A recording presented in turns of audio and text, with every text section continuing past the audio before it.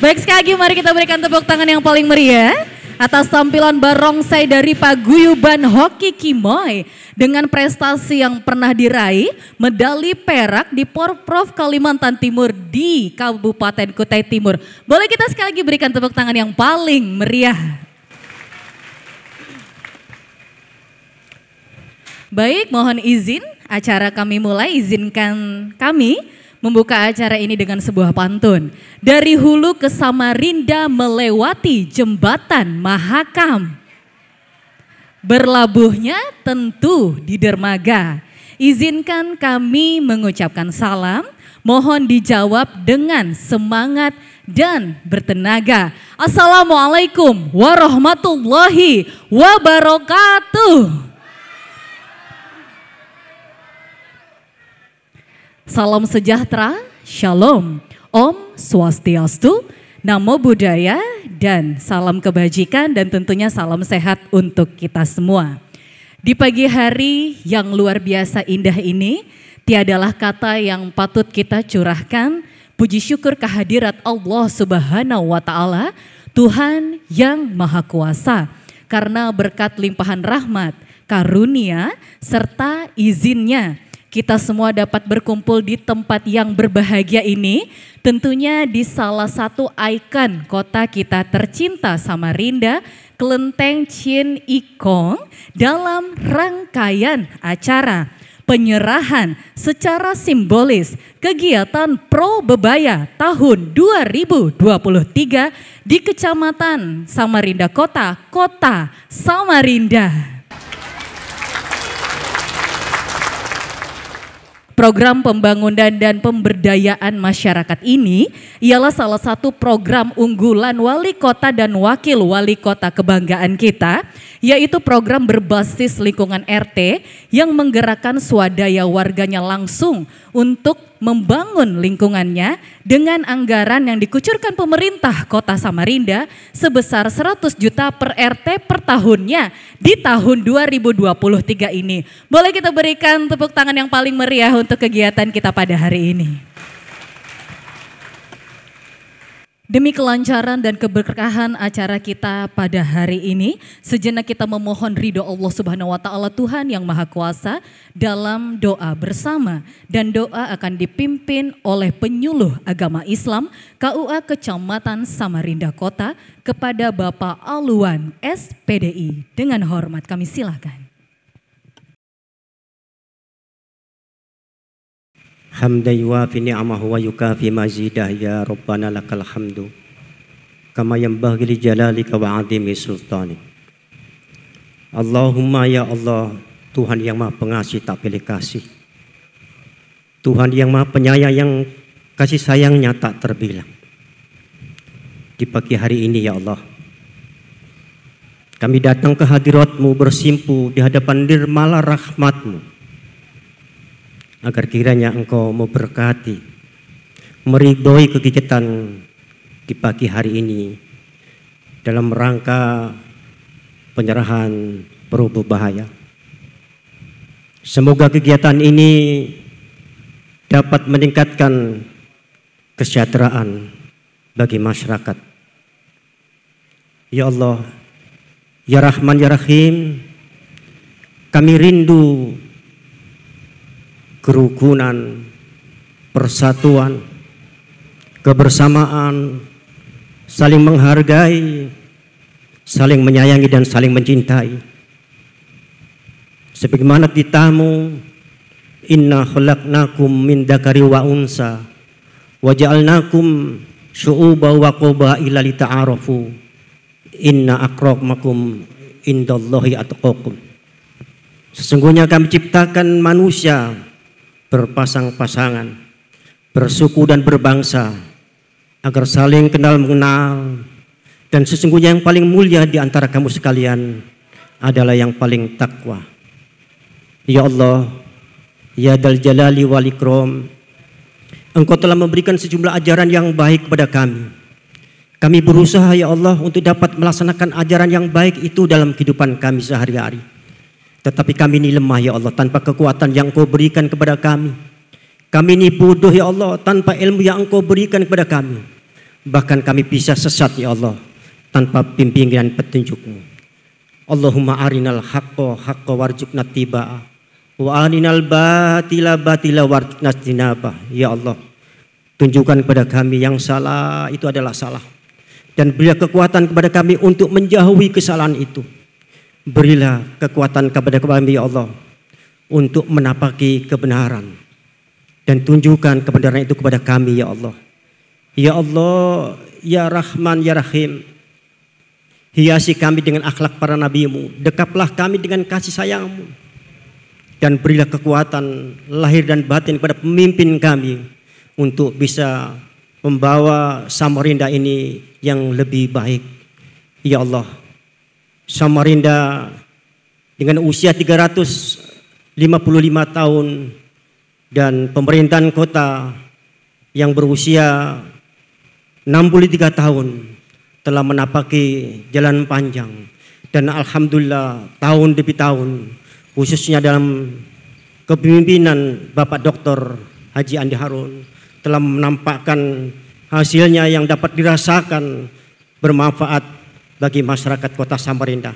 Ya Allah, berilah kekuatan lahir dan batin ya Allah, termasuk para ASN yang mendampingi beliau agar bisa membawa Samarinda sekali lagi yang lebih baik dan bermanfaat dirasakan oleh masyarakat. Rabbana atina fid dunya hasanah wa fil akhirati hasanah wa qina adzabannar. Subhana rabbika rabbil izzati amma yasifun wa salamun alal mursalin walhamdulillahi rabbil alamin. Wassalamualaikum warahmatullahi wabarakatuh. Waalaikumsalam warahmatullahi wabarakatuh.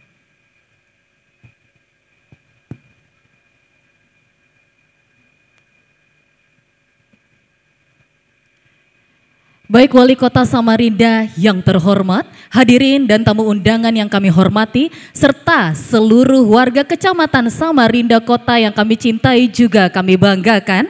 Selanjutnya mari kita dengarkan bersama laporan Camat Samarinda Kota Samarinda kepada Ibu Ani Siswantini Eskom MSI. Disilahkan.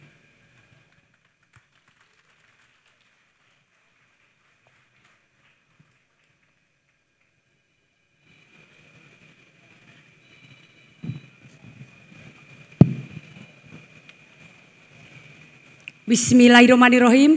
Assalamualaikum warahmatullahi wabarakatuh.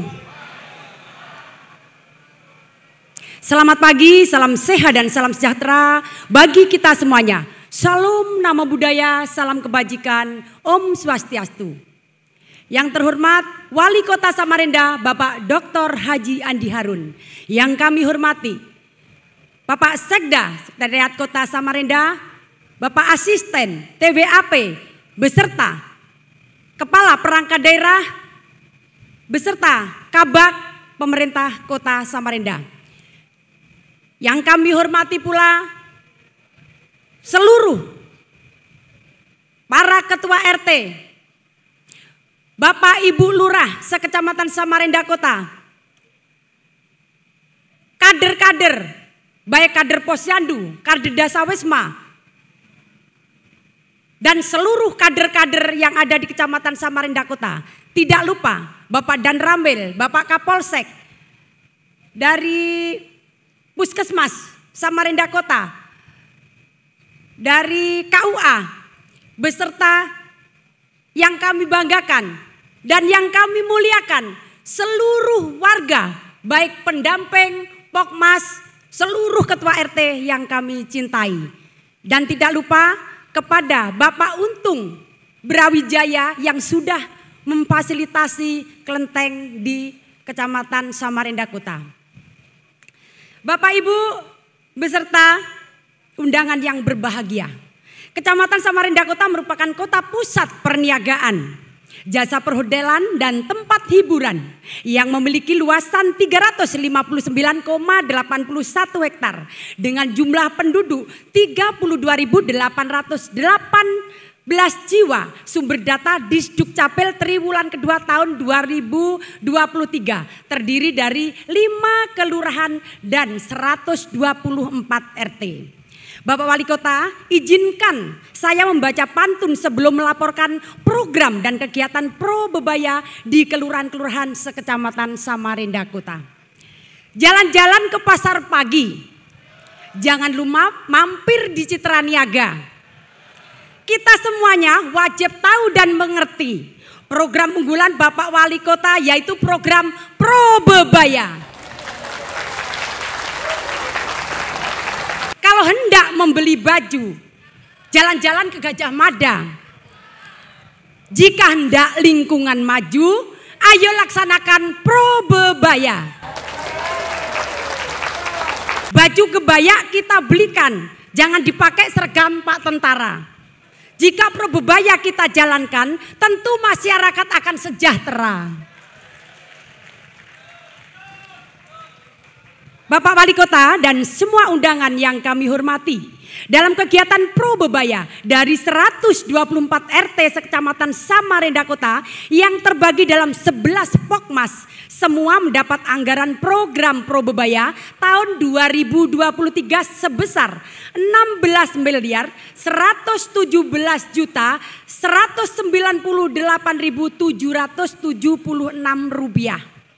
Adapun pelaksanaannya dari 124 RT tersebut dilaksanakan secara serentak sesuai wilayah kelurahan masing-masing, baik sapras maupun pemberdayaan. Kegiatan sapras: 1. Pengadaan alat kebersihan 45 paket, pengecatan tepian Sungai Karangmumus 90 meter, semenisasi jalan gang 13 paket dengan panjang 675 meter. Rehab paret drainase 19 paket dengan panjang 559 meter. Pembuatan penutup paret 2 paket dengan panjang 182 meter. Peralatan kesehatan 9 paket. Pembuatan tugu gang 1 paket. Pengadaan CCTV 36 paket. Pengadaan apar tabung 5 kg 188 buah. Pengadaan perlengkapan peralatan dan jasa pemasangan lampu jalanan 40 titik. Mebel 507 buah. Pengadaan sound system dan sejenisnya 80 unit. Rehab dan pembuatan penampungan air 2 paket. Pengadaan gerobak sampah 5 unit. Renovasi lapangan bulu tangkis 1 paket. Adapun kegiatan pemberdayaan 1. Pengadaan pelatihan Dasawisma 250 orang. Pengadaan baju seragam sekolah 370 orang. Bantuan sembako 428 paket. Pemberian makanan tambahan vitamin 650 orang. Pembayaran tagihan iuran kesehatan Januari sampai dengan Desember 2023 256 orang. Sosialisasi kegiatan kader posyandu dan pembinaan keluarga berencana dan kesehatan balita stunting 280 orang. Pelatihan menjahit 189 orang, sosialisasi PHBS 50 orang, pelatihan daur ulang sampah 100 orang, pelatihan UMKM 100 orang, pelatihan bakery 66 orang, pelatihan membatik 5 orang, dan pelatihan teknisi HP 8 orang. Dana yang terserap dari pro bebaya sampai saat ini per 31 Agustus 2023 sebesar 12 miliar 885 juta 240.989, 73%. Dengan realisasi fisik sebesar 80%, dan dari saat sekarang ini swadaya masyarakat sebesar 50 juta. Kami yakin dan percaya setelah melihat langsung di lapangan bahwa terlaksananya program pro bebaya ini, insya Allah visi dan misi Bapak Wali Kota Samarinda terrealisasi, yang dibuktikan dengan terwujudnya terciptanya wirausaha baru, terciptanya lapangan kerja, sehingga mengurangi kemiskinan khususnya di Kecamatan Samarinda Kota dan umumnya warga Kota Samarinda. Bapak Wali Kota, kami sampaikan, kami mengajak warga kita semuanya, khususnya kelurahan-kelurahan Kecamatan Samarinda Kota, ayo kita tetap berbuat, tetap berkarya untuk mewujudkan visi Bapak Wali Kota, yaitu mewujudkan Kota Samarinda sebagai kota pusat peradaban. Siapa lagi kalau bukan kita? Kita warga Kota Samarinda harus mencintai Samarinda. Plus bagi kita semuanya warga kita.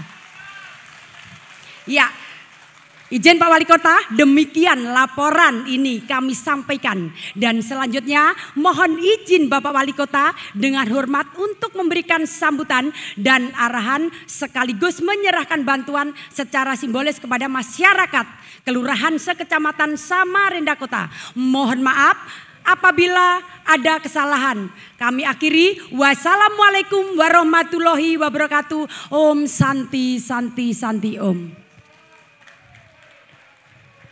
Boleh sekali lagi warga Kecamatan Samarinda Kota tepuk tangannya. Jangan kalah semangat sama Bu Camat.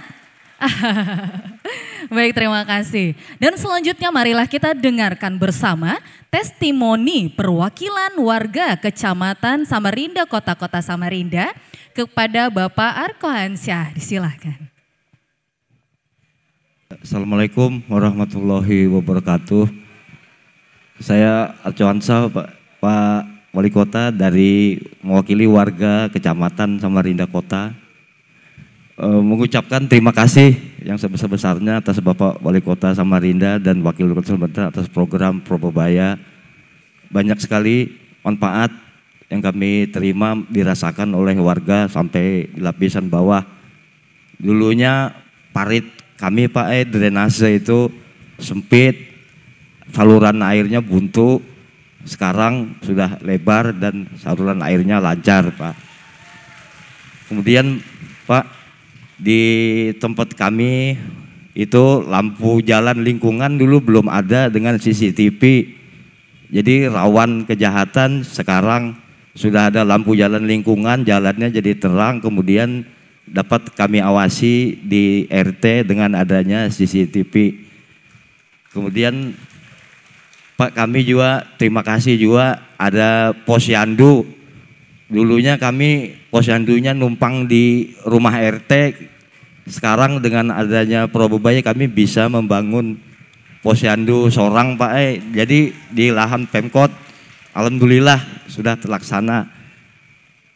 Sekalian juga Pak Bapada ini kami dulu supan aja Pak umbul-umbul tuh minta sumbangan Pak dengan warga, dengan toko-toko di wadah kami.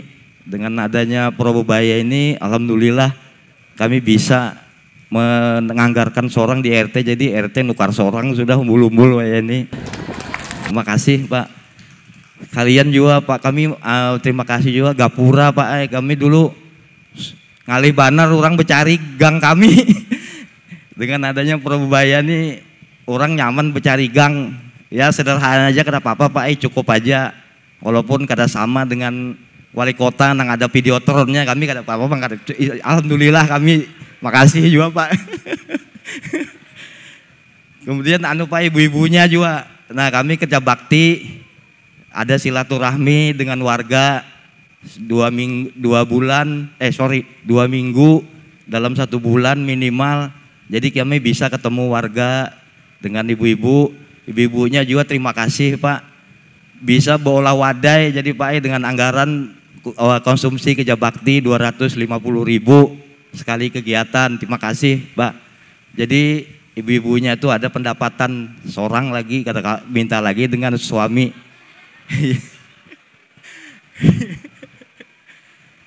Kemudian pelatihan ada juga Pak, kami mola pelatihan Pak, ada menjahit, ada bakery.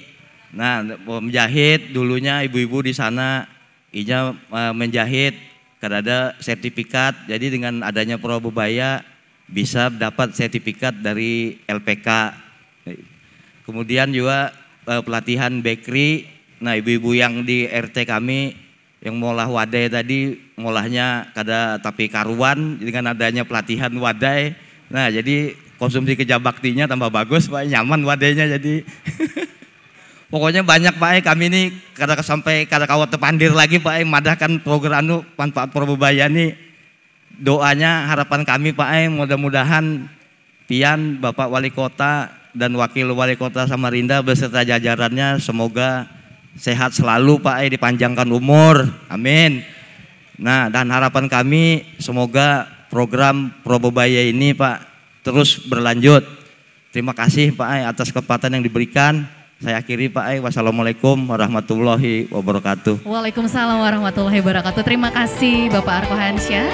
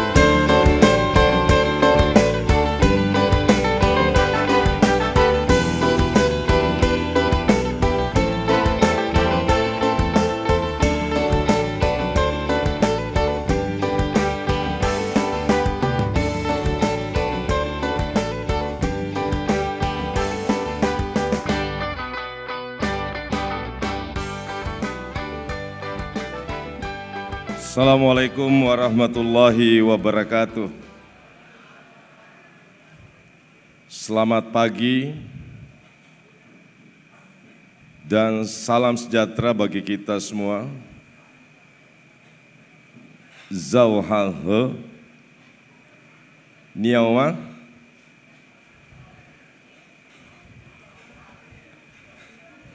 Orang Tiongkok itu, teman-teman Chinese itu cuma dua bahasa. Bahasa Banjar dan bahasa Chinese. Bahasa Indonesia kurang lancar.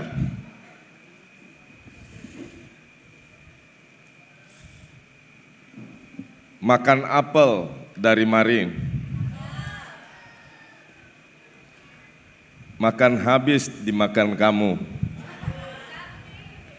Kalau mau lancar bicara Mandarin, belajar ilmu dan semu.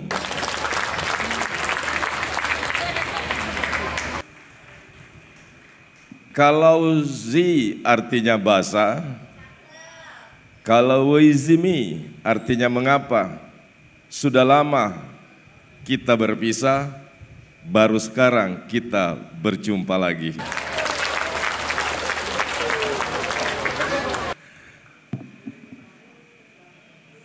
Yang saya hormati Bapak Sekda, para asisten, dan seluruh kepala perangkat daerah di lingkungan pemerintah Kota Samarinda. Juga yang saya hormati Camat, Ibu Camat Samarinda Kota yang energik, Manyalah, dan Lurah Sekecamatan Kota Samarinda. Yang saya hormati Ketua dan anggota tim Wali Kota untuk akselerasi pembangunan, juga seluruh ketua dan anggota tim pendamping Probebaya tingkat kecamatan dan kelurahan, serta seluruh ketua RT sekecamatan Samarinda Kota, dan juga special thanks, terima kasih kepada Pak Untung Brawijaya, Koh Atung. Dia pasti ada di sekitar sini tapi tidak bisa duduk di tengah kita karena minumannya bukan aqua. Dia kalau ada di sini pasti dia dengar di belakang itu. Serta tokoh-tokoh masyarakat di Samarinda Kota dan seluruh tamu undangan, hadirin yang berbahagia. Teman-teman jurnalis juga saya hormati, teman-teman pers dari media cetak dan elektronik, juga yang kita hormati kawan-kawan dari Forum Komunikasi Pimpinan Daerah. Hadir Pak Dan Ramil, Pak Samsu, juga hadir Pak Kapolsek, serta seluruh teman-teman Babinsa dan Babin Kantipmas, pendek kata semua pejabat, baik pejabat sipil, pejabat TNI dan Polri. Semuanya tanpa kecuali hadirin hadirat yang berbahagia. Pertama, kita panjatkan puji syukur kepada Tuhan Yang Maha Kuasa atas seluruh limpahan nikmat, karunia dan keberkahan yang kita rasakan, termasuk nikmat sehat, karunia sehat dan kesempatan kita bisa hadir dan mengikuti acara penyerahan simbolis kegiatan Pro Bebaya tahun 2023 di Kecamatan Samarinda Kota. Bebaya itu adalah bahasa Kutai, artinya gotong royong. Kalau bahasa Mandarinnya itu Huzian Huzo, atau sering disebut disingkat Huzo. Jadi secara histori memang juga masyarakat teman-teman Samarinda yang beretnis Tiongkok itu punya latar belakang memang gemar bergotong royong. Pada kesempatan ini izinkan saya atas nama pemerintah kota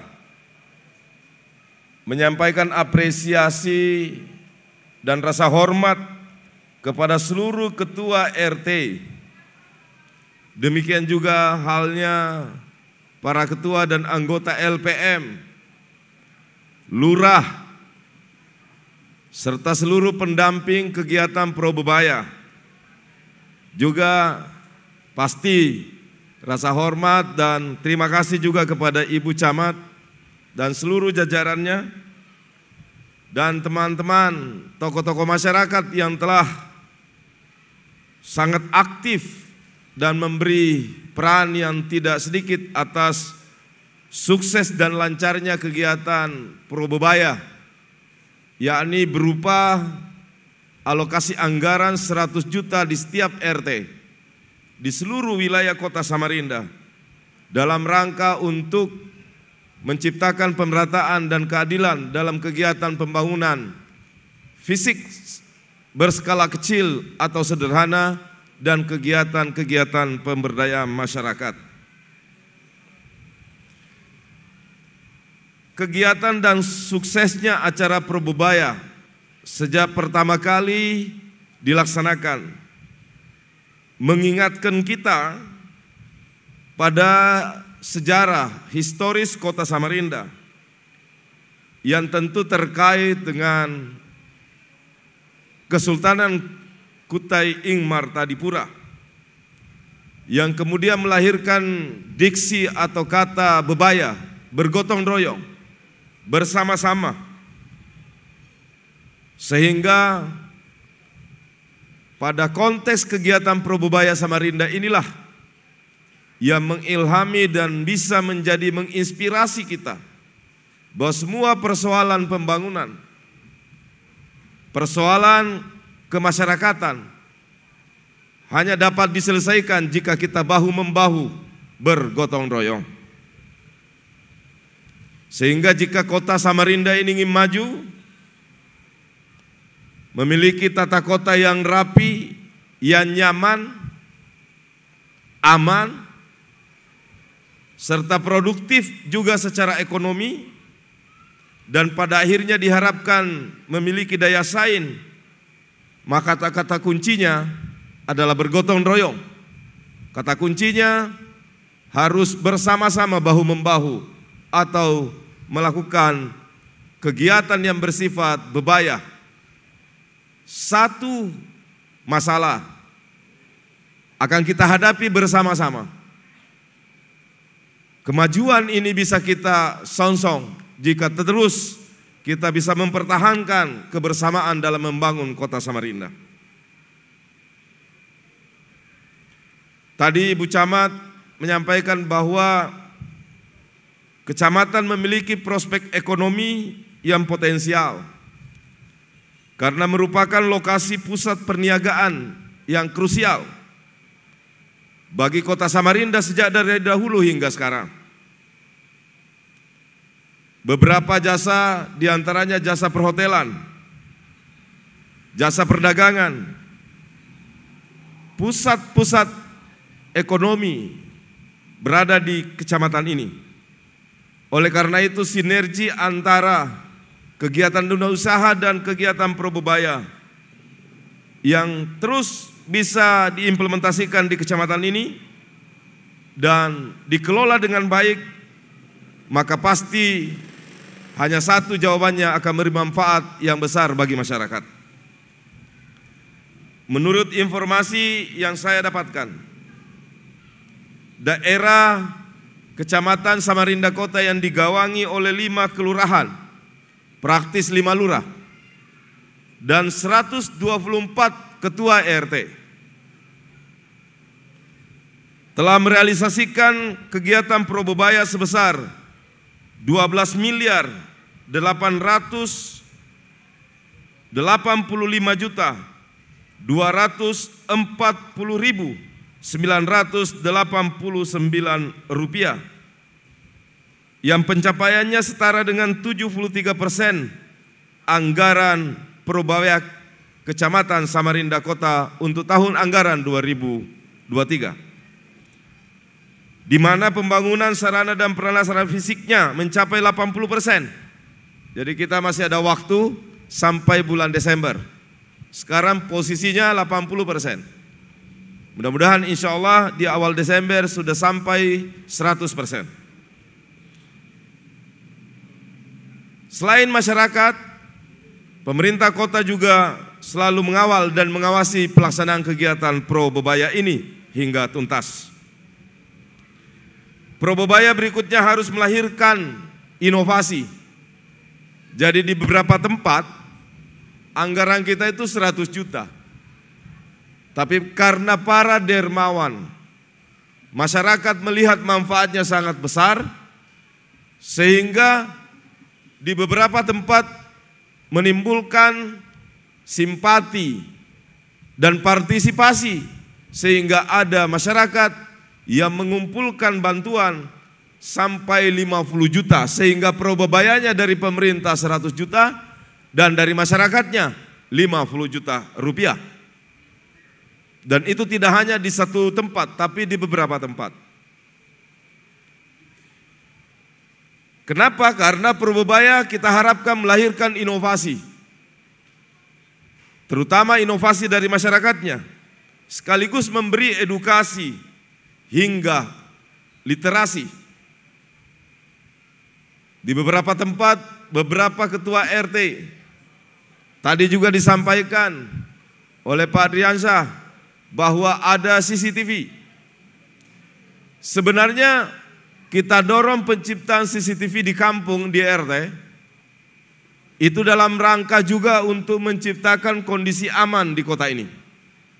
Dan setelah selesai dipasang, nanti kita buatkan peta dan kita koneksikan dengan CCTV yang ada di pemerintah kota.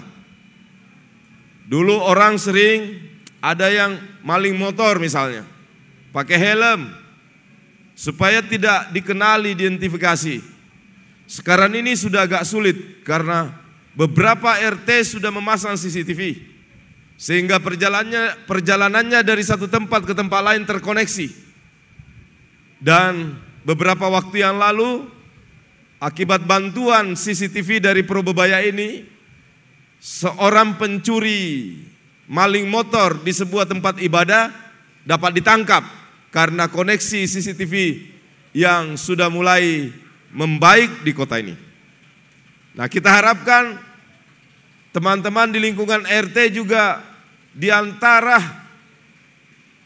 kegiatannya itu dapat mengalokasikan anggaran untuk CCTV. Sehingga jika semua RT di Kota Samarinda telah tersambung CCTV-nya, maka aparat keamanan, TNI dan khususnya Polri serta pemerintah dapat menyambungkan ke server utama kita. Kita bisa melihat kondisi kampung kita. Kita bisa melihat kondisi lalu lintas. Kita bisa melihat semua hal yang terjadi di kampung besar bernama Samarinda ini, hingga di tingkat RT. Karena Bapak Ibu, kita itu punya server besar, bisa menampung berapapun jumlahnya kamera CCTV di seluruh wilayah kota ini. Kita sudah sebarkan ke kepolisian.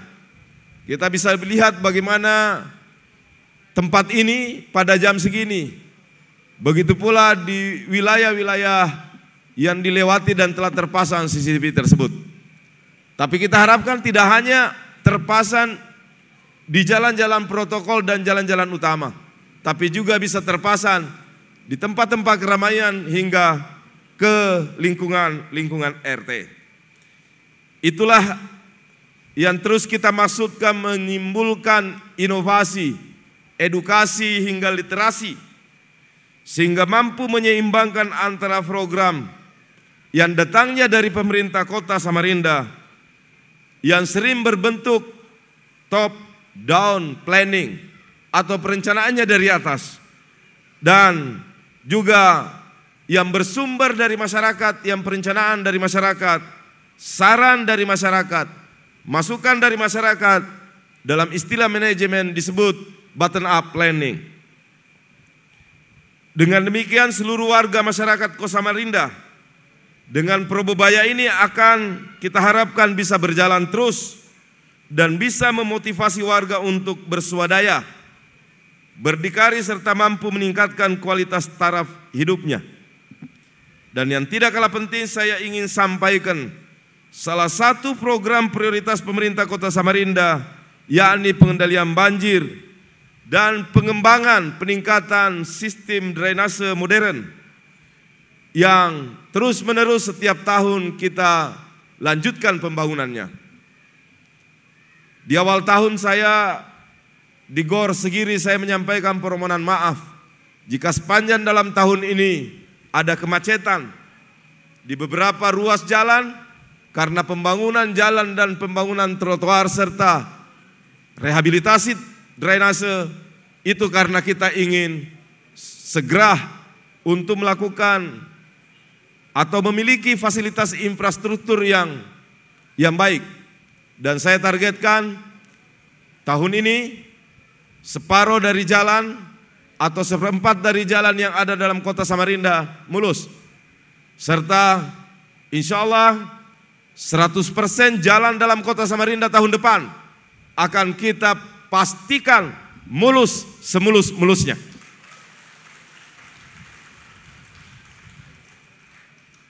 Tidak ada guna kita memiliki APBD tapi kalau jalan kita tidak bagus.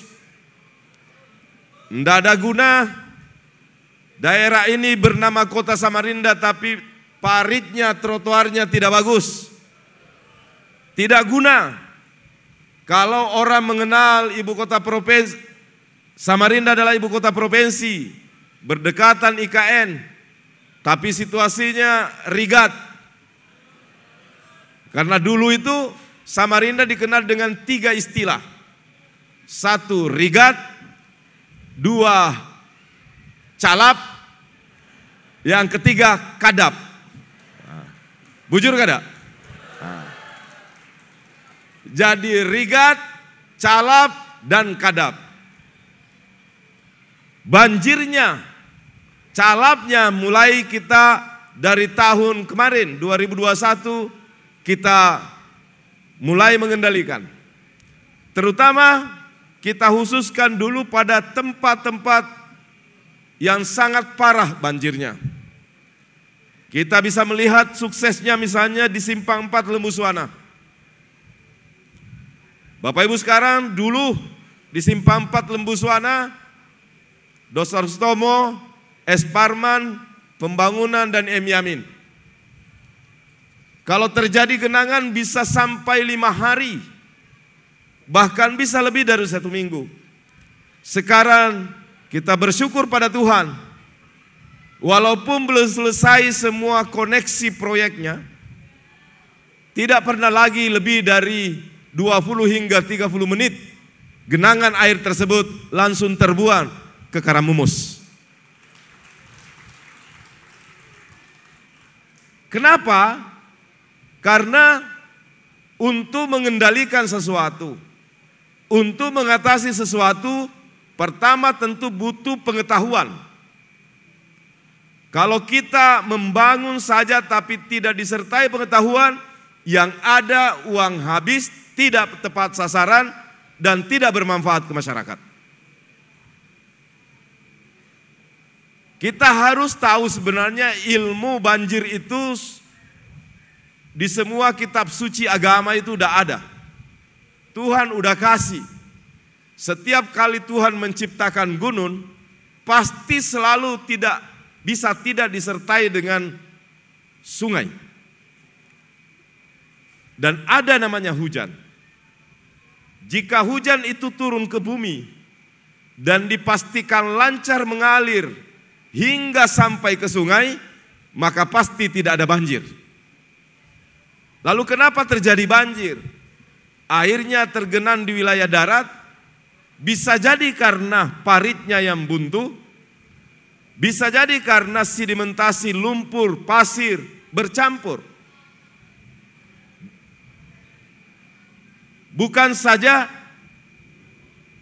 menyebabkan genangan, tapi juga akan menimbulkan kerugian yang berkepanjangan. Jadi genangan air karena banjir itu baru dikatakan banjir kalau menimbulkan kerugian. Kalau misalnya di sini tergenang sesenti, itu belum kategori banjir, baru genangan. Karena belum menimbulkan kerugian. Tapi kalau sudah setengah lutut, sudah menghalangi orang beribadah ke dalam, maka itu sudah menimbulkan kerugian. Itu sudah dapat dikatakan banjir. Apalagi kalau sudah banjirnya menimbulkan kerugian fisik, material. Kita benahi paritnya, karena parit inilah yang akan memastikan bahwa air hujan yang turun ke bumi bisa langsung terkirim ke Sungai Karamumus. Memang kita harus bersabar, karena persoalan yang saya dan teman-teman Pemkot sekarang hadapi adalah sesuatu yang tidak datang dalam 1-2 tahun terakhir. Ini adalah akumulasi dari puluhan tahun, sehingga kita harus pelan-pelan.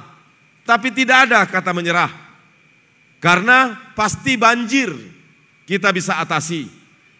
Mungkin nanti tidak harus 100%, tetapi genangan yang ada kalaupun terjadi tidak lagi menimbulkan kerugian, diantaranya kemacetan, kerugian harta benda, seperti yang sering terjadi di Bengkuring.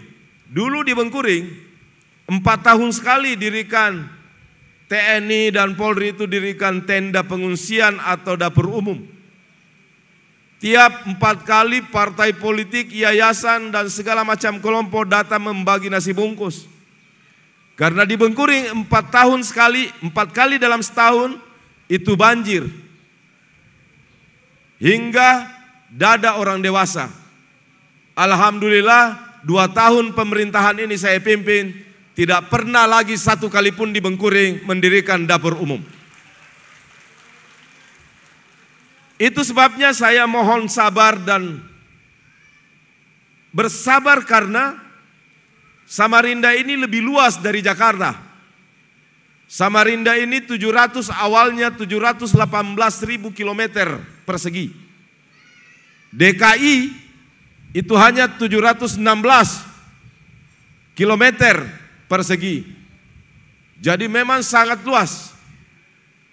Dan 10 kecamatan, 59 kelurahan. Rasanya memang sulit dan memang harus membutuhkan kesabaran. Peristiwa keadaan dan masalah yang sudah bertumpuk puluhan tahun, saya bisa selesaikan dalam setahun 2 tahun. Tetapi tidak bisa dipungkiri bahwa kita telah mendapatkan apresiasi akibat keberhasilan, walaupun memang belum tuntas karena terus kita lakukan. Bapak Ibu harus tahu, tahun ini kita menggeser Balikpapan dan tidak pernah terjadi sebelumnya Samarinda memperoleh predikat ini. Selama berpuluhan tahun, kota Balikpapan yang selalu mendapatkan tempat sebagai kota yang paling layak huni dari 10 kota layak huni di Indonesia atau dikenal dengan top 10 tier cities. Tahun ini kita telah menggeser Balikpapan, Samarinda adalah kota paling layak huni di Indonesia di antara 10 kota-kota lain di Indonesia. Dan ini penilaiannya sangat independen. Ini dinilai diantaranya oleh Ikatan Arsitektur Indonesia. Bahkan penilaian berskala dunia juga dilakukan oleh World Bank, Bank Indonesia. Mengapa kita bisa berhasil memperoleh kota layak huni? Kota layak huni apabila diperoleh sangat mahal harganya, Bapak Ibu sekalian. Bukan sekedar kertas penghargaan itu, tapi juga akan mendorong investasi. Kalau daerahnya tidak aman, daerah itu tidak nyaman, berarti kan tidak layak huni. Mana ada orang investor yang mau datang? Mana mungkin usaha bisa berjalan sukses? Kalau banjir terus, copetnya masih banyak, premannya nggak bisa diatasi, dan lain-lain sebagainya. Nah, dengan kita memperoleh status apresiasi sebagai salah satu dari 10 kota paling layak huni di Indonesia yang telah menggeser di wilayah Kalimantan, ini adalah Balikpapan. Di tahun ini ada 2 wilayah yang tergeser, Balikpapan dan Denpasar. Nah, kita hari ini dikenal di Indonesia sebagai salah satu dari top 10 tier cities, yakni salah satu dari kota paling layak huni di Indonesia. Kenapa saya dan teman-teman Pemkot berkeras berusaha sekuat mungkin untuk memperbaiki kualitas kelayakan hunian kita di Samarinda? 2024 IKN akan berdiri. Kita tentu tahu dampak IKN akan terjadi pertambahan penduduk yang besar. Pertambahan penduduk tidak bisa hanya dipandang sebagai sebuah masalah, tapi bisa menjadi sebuah harapan dan oportunitas. Karena semakin besar penduduk sebuah daerah, semakin besar range demografinya, sehingga kita bisa memperoleh keuntungan dari keuntungan demografi, pertambahan penduduk. Kebutuhan akan jasa dan barang tinggi, sehingga menciptakan perputaran ekonomi. Yang kita harus antisipasi hanya side effect-nya dari bertambahnya jumlah penduduk itu. Kita berharap yang datang ke Kaltim di IKN bukan penduduk yang tidak memiliki skill, bukan penduduk pengangguran yang datang dari luar daerah, yang kemudian hanya datang mencari kerja dan menjadi beban bagi Kaltim dan IKN sendiri. Tapi kita berharap mereka adalah orang-orang yang produktif, yang memiliki keahlian dan bekerja di Kaltim bisa memberikan kontribusi sekaligus menciptakan perputaran ekonomi. Saya perlu sampaikan, masih jauh sebelumnya, 2 tahun, sejak tahun kemarin dan tahun ini setahun lagi IKN baru akan diresmikan. Sejak 2 tahun yang lalu, permohonan investasi, terutama perizinan untuk di kota Samarinda, hampir berjumlah 100 pemohon. ada yang ingin mengembangkan energi terbarukan, ada yang ingin mengembangkan industri, kepelabuhanan, pergudangan. Semua sekarang permohonannya sudah masuk di pemerintah kota. Dan Palaran, Kecamatan Palaran akan menjadi border, akan menjadi batas langsung dengan IKN. Dan saat ini perencanaan Palaran telah diambil alih langsung oleh Bappenas. Palaran nanti akan menjadi kota satelit, kota masa depan, kota baru yang akan disusun, direncanakan dengan memperhatikan aspek-aspek keberlanjutan, pengembangan teknologi informasi, dan juga menyangkut tentang lingkungan. Kita berharap tahun depan pelabuhan ini sudah pindah. Pelabuhan Yor Sudarso akan kita pusatkan semua di daerah industri di Palaran. Pusat pergudangan juga akan pindah ke Palaran. Jadi Koko dan Cece yang duitnya banyak udah bisa merencanakan investasi, bangun perumahan, bangun pergudangan.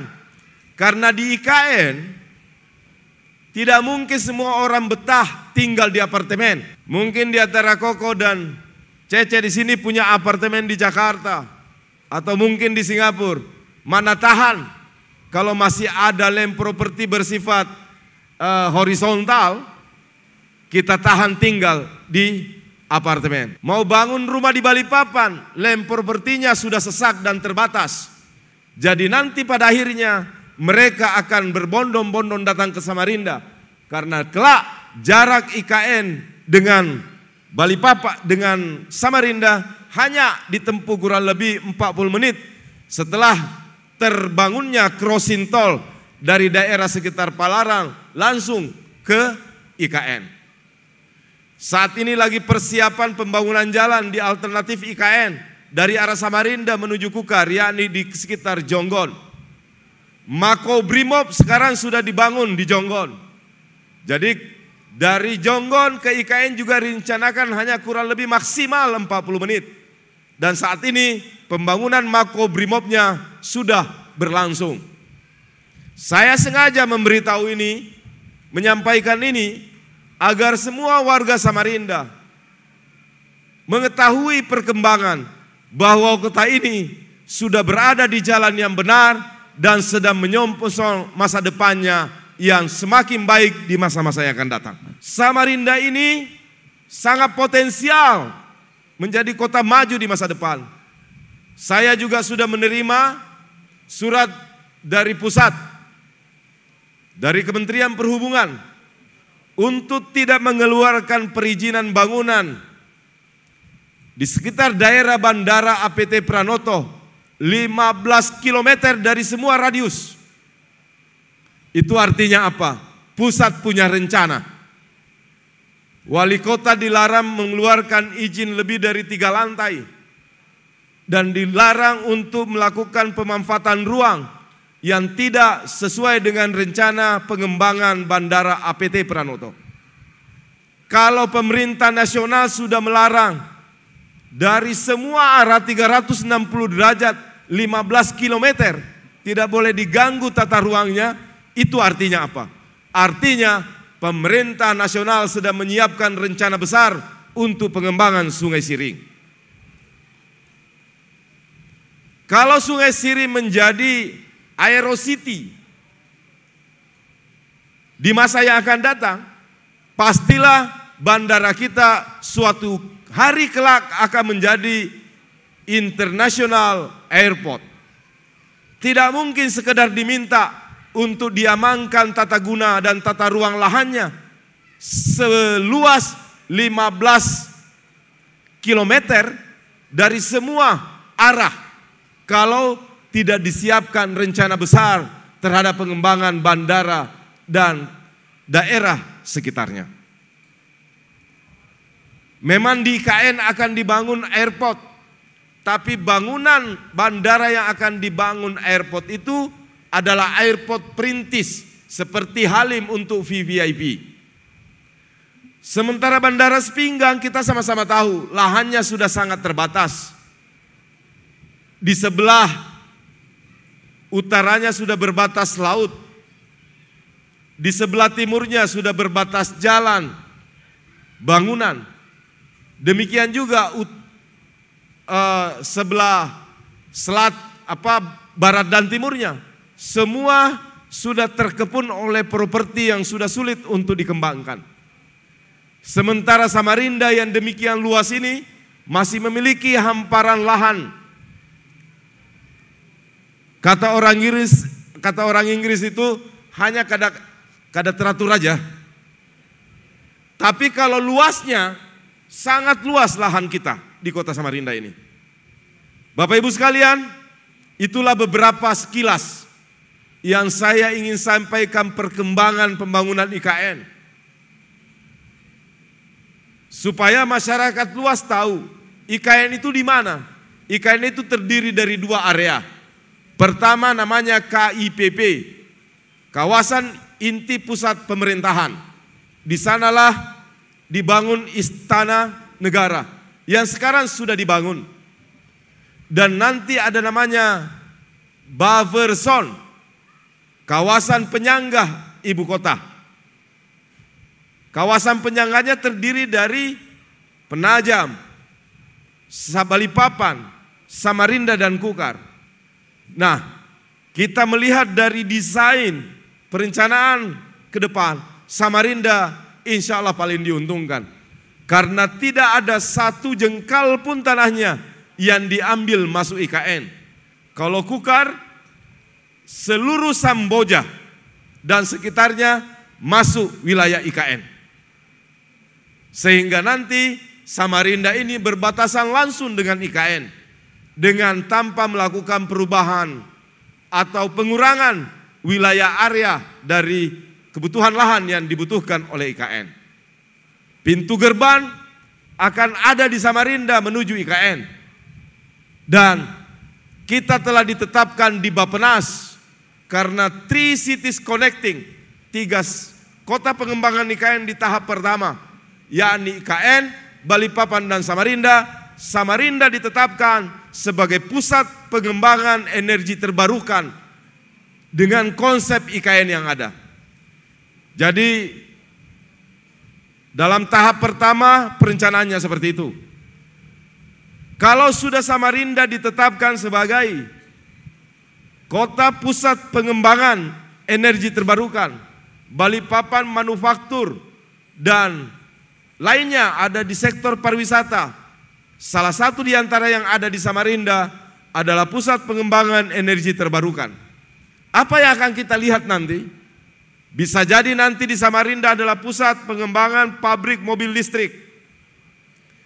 Saat ini Bapak Ibu sekalian, di pendingin antara Samarinda dan Kukar sedang dibangun pabrik smelter yang diperkirakan terbesar kedua atau hampir sama besarnya dengan smelter yang ada di Morowali. Sekarang sudah tahap konstruksi, investasi dari Tiongkok kerjasama dengan nasional. Namanya Kaltim Ferro Indonesia, nama perusahaannya.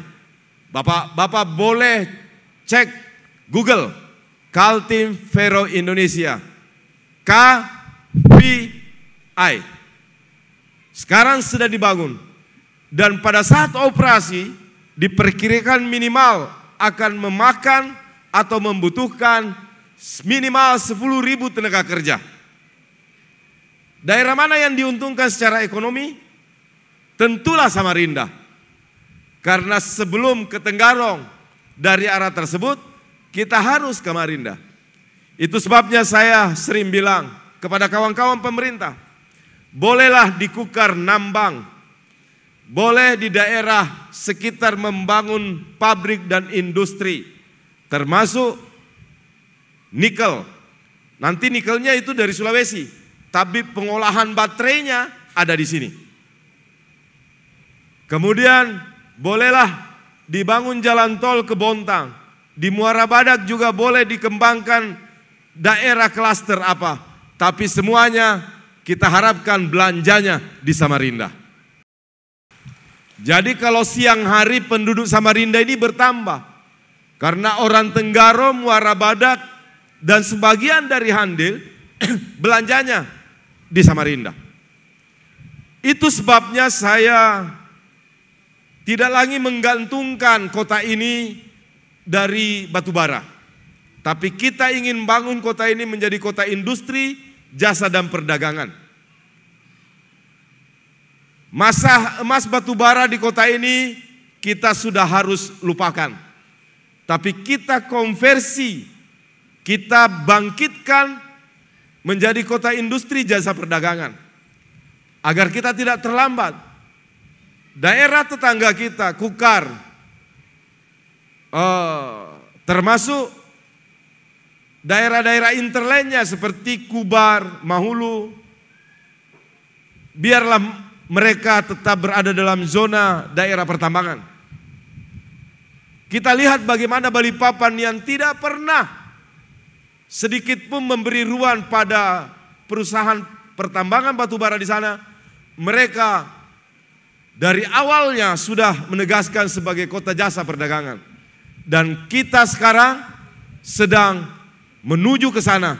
Sehingga dalam RT RW kita tahun 2026 semua kegiatan pertambangan sudah harus berakhir di kota Samarinda. Bapak Ibu sekalian, itulah sekilas, karena kalau saya panjangkan pidato sampai 3 jam ini tidak habis. Tapi saya tidak perlu bercerita karena Bapak Ibu sudah bisa melihat sendiri bagaimana perkembangan pembangunan kota. Kita membangun trotoar, kita membangun jalan, kemudian saat ini dibangun teras Samarinda. Insya Allah tahap 1 akan berakhir di depan kantor pos. Tahun depan masuk tahap kedua. Dari kantor pos sampai ke batas Pelindo. Di saat yang sama, saat ini kita telah memulai tahap pertama revitalisasi Citra Niaga. Dan kemarin kita juga sepakati membentuk tim untuk mulai menghidupkan rencana pembangunan Little Chinatown.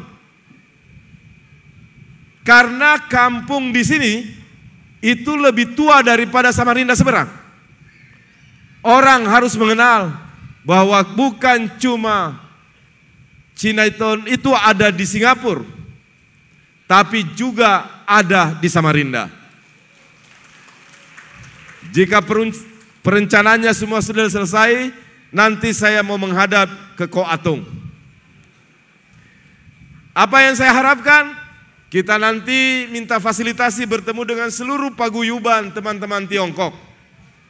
Kami masuk infrastrukturnya, membangun jalannya, membangun trotoarnya, fasilitasnya yang lain. Tapi kita berharap pemilik bangunan bisa merubah fasadnya sendiri. Karena APBD tidak bisa membiayai kegiatan yang sifatnya itu adalah hak milik perorangan. Cukup bentuk depannya kira-kira menyerupai arsitektur Tiongkok. Sehingga mendukung lingkungan ini sebagai kota tua, kota yang mencirikan keberagaman. Kita memiliki kampung Chinatown di kota Samarinda. Kalau ini aja ndak didukung betul-betul sele ini.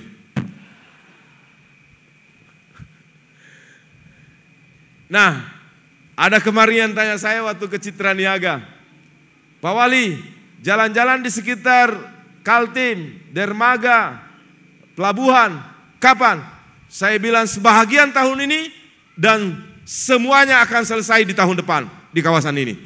Bapak Ibu sekalian, itulah kira-kira sekilas sebahagian dari potret apa yang kita lakukan sekarang.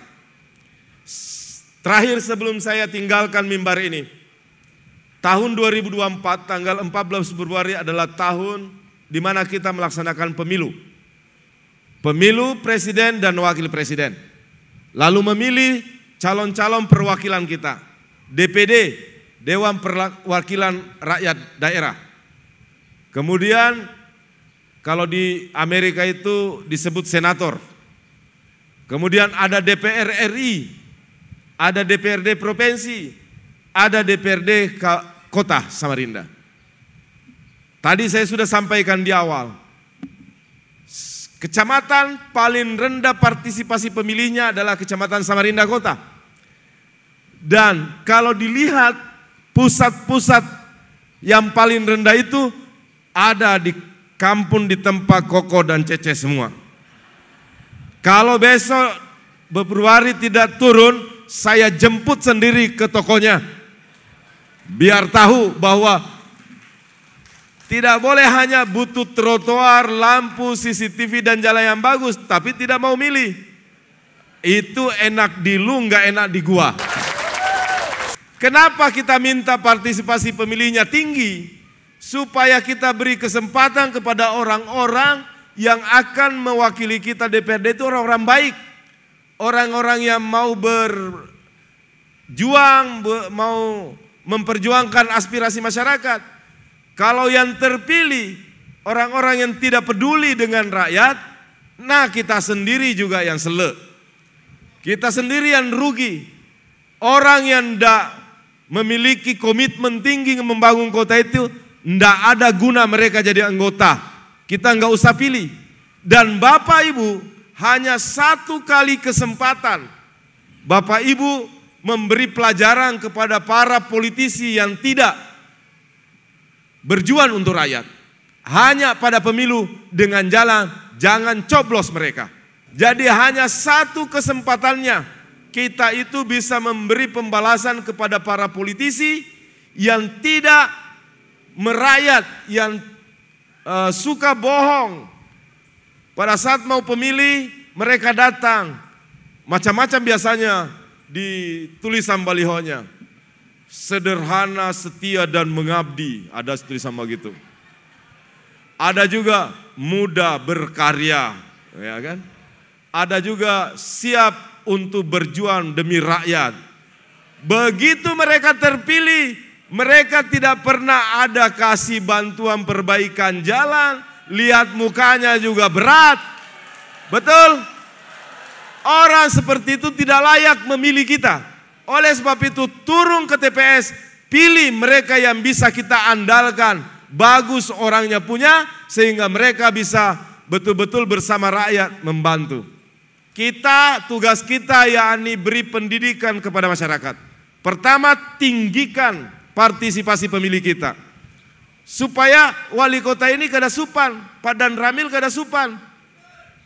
Kita kalau begitu dihitung, wah cuma 40%, 50%, supan kita di hadapan orang Jakarta, supan di hadapan pemerintah nasional.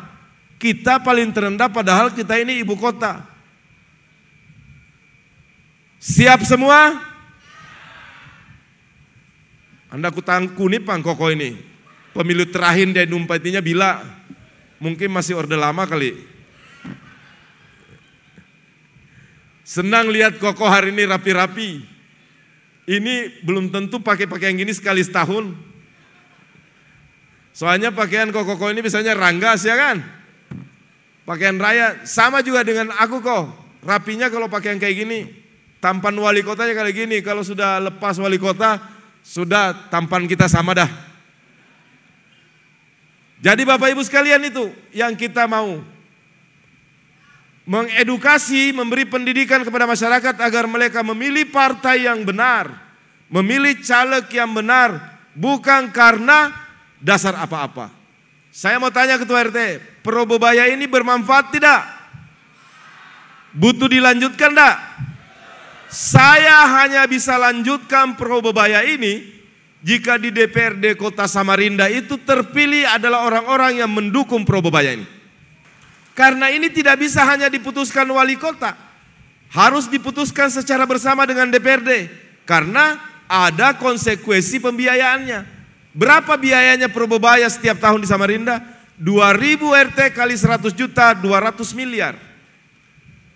Supaya bisa lanjut dan saya sependapat kalau ini lanjut, karena manfaatnya besar, maka bantu untuk pemerintah ini turun ke TPS, gunakan hak pilihnya, pilih partai sesuai dengan hati nuraninya. Setelah memperoleh pengetahuan tentang partai dan caleg itu, dicari pengetahuan tentang itu, terserah. Saya harus netral, silahkan pelajari 18 partai politik yang lolos sebagai peserta pemilu. Caleg kena untuk kota pasti 18 kali 45. Bayangkan, kita kada pusing diolahnya. Satu partai 45 dikali 18 partai. Kalau semua itu mau olah baliho di tengah Samarinda, terbungkus Samarinda ini dengan baliho caleg. Jadi tempatnya menghukum, waktunya menghukum politisi yang tidak baik, politisi yang tidak bermanfaat kepada rakyat, hanya di pemilu. Jangan pernah coblos mereka. Sama wali kota yang tidak guna, wali kota yang tidak bermanfaat pada rakyat, hukum nanti di pilkada, jangan coblos mereka. Ya. Kalau misalnya wali kota yang ada sekarang tidak bermanfaat, jangan coblos di November 2024. Tapi kalau bermanfaat kada? Nah, koko aja 2 jempol, yang ini 1 jempol aja, memang dasar bubuhannya nih. Tapi serius saya bilang, politisi itu hanya bisa dihukum lewat pemilu.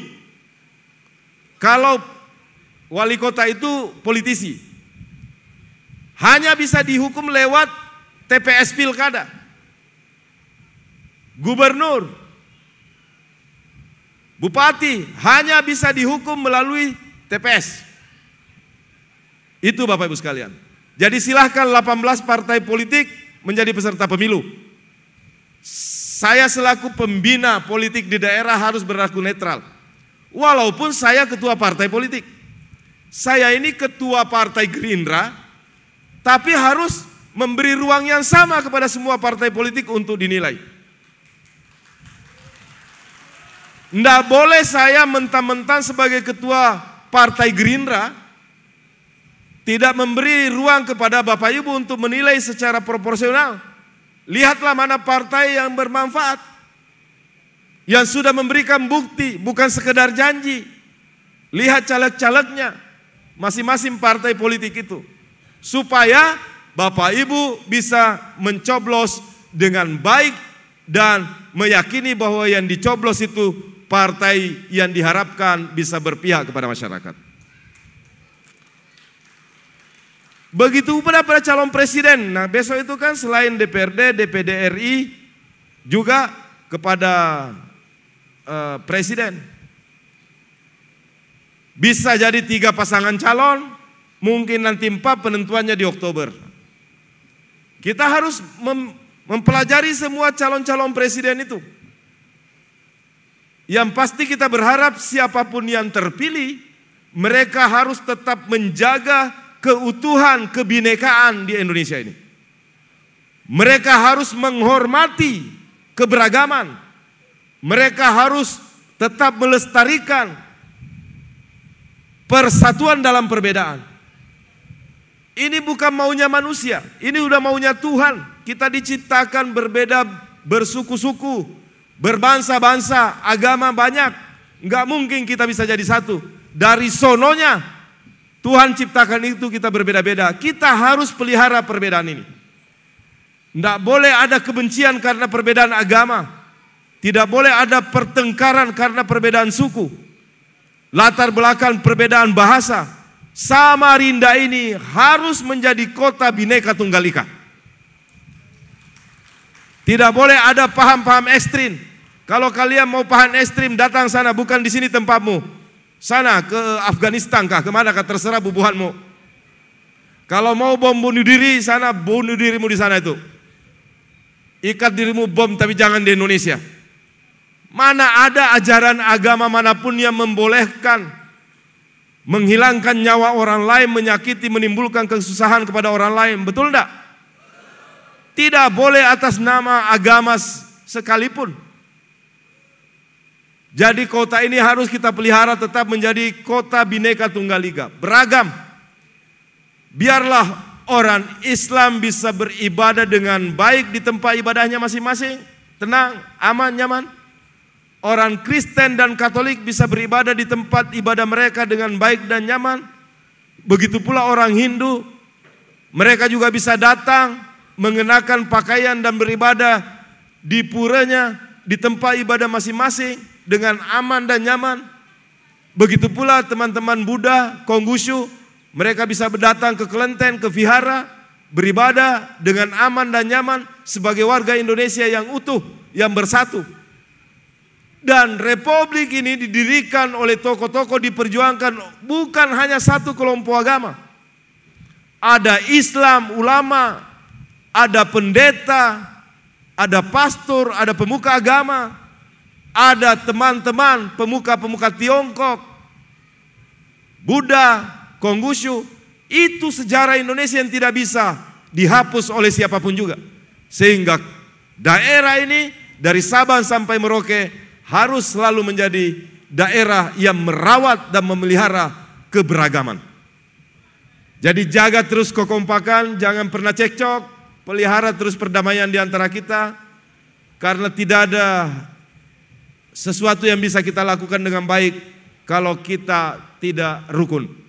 Harus benar-benar rukun. Dan tolong bantu dukung pemerintah. Saya berapa yang lalu turun ke Citra Niaga. Ada satu itu optik. Saya tanya kenapa progresnya belum ini. Akhirnya saya sampai ke lapangan. Ternyata sesuatu yang sudah disepakati pemilik optik itu masih melarang mengiau pulang kontraktor konsultannya sebuah biat mau olah kesepakatan baru. Saya bilang besok harus dieksekusi. Tidak dieksekusi besok, sama toko-tokonya saya eksekusi. Minta tidak boleh lebih dari 10 cm dari fasad. Itu aja berat. Tidak masuk ke dalam toko, hanya fasadnya aja. Padahal kalau ini jadi nyaman, ini akan bujur-bujur menjadi pusat pertumbuhan ekonomi baru.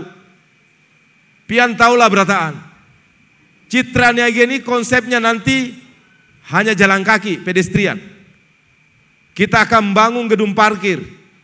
Nanti konsepnya itu bisa berjalan batis dari Citra Niaga sampai ke sini. Jadi orang terakhir nanti akan mengunjungi tempat ibadah ini berputar. Itu satu kesatuan perencanaan kita, Teras Samarinda, Citra Niaga, termasuk Pasar Pagi. Nah, mudah-mudahan mereka bisa menyadari itu, bahwa pemerintah itu mengambil langkah untuk justru membuat semakin nyaman. Nanti ada eskalator, kayak di kota Jua, masa ini kota provinsi pasalnya nang kayak itu. Desainnya modern, nanti ada eskalator, pintunya menghadap Citra Niaga, karena kita ingin menjadikan satu perencanaan dengan master plan pengembangan kawasan sini. Padahal kawal pian sana koh.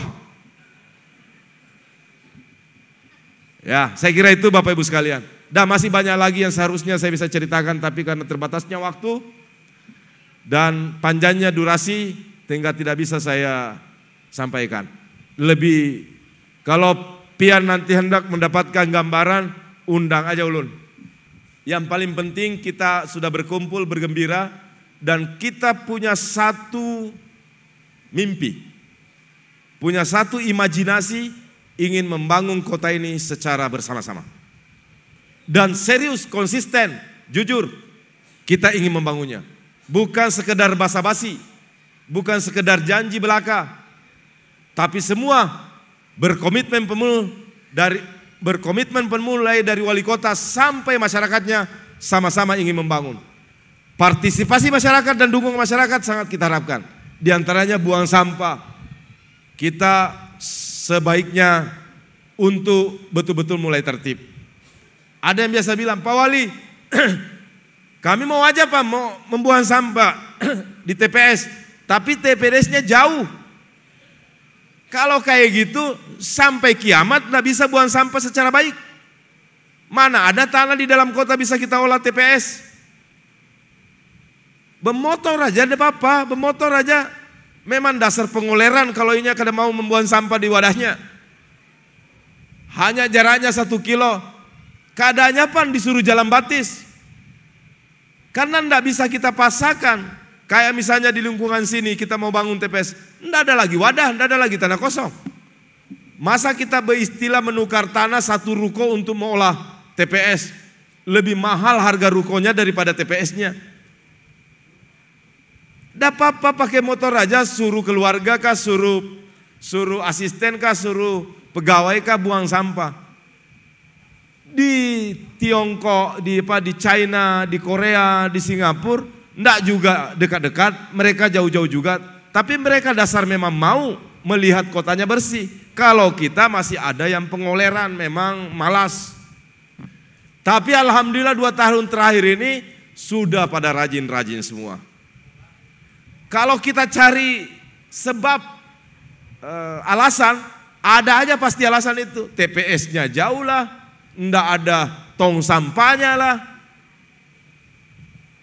Tapi kalau kita pakai positif, wah ini pemerintah kota aja sudah berbenah. Masa kita kada membantu, kasihannya pan wali kota.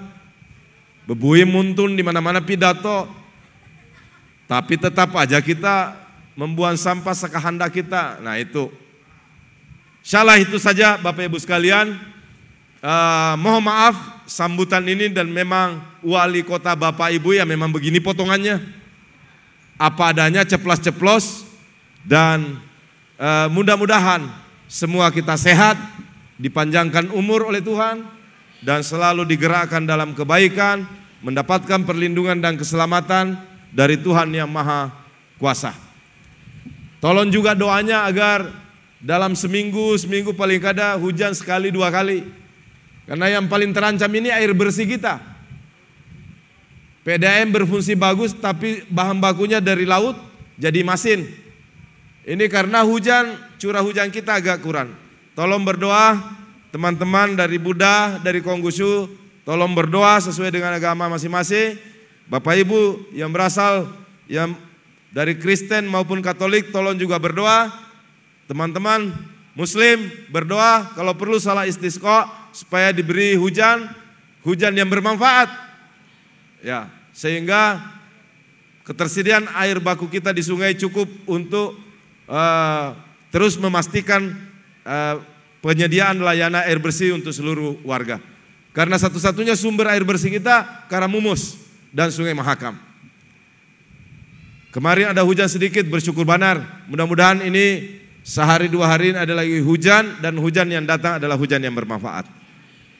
Semoga kita selalu mendapatkan perlindungan dan keselamatan dari Tuhan Yang Maha Esa dan semoga kota ini selalu kota yang diberkahi, kota yang selalu bermanfaat dan kota tempat hidup, tempat mengalir rezeki, melangsungkan kehidupan ekonomi dan tempat tinggal yang nyaman dan aman buat kita semua. Lebih dan kurangnya saya mohon maaf. Kalau ada kata-kata yang kurang berkenan, mohon maaf. Dan kalau ada sikap yang tidak berkenan, sekali lagi mohon maaf. Demikian Bapak Ibu sekalian. Wassalamualaikum warahmatullahi wabarakatuh. Om Santi, Santi, Santi, Om.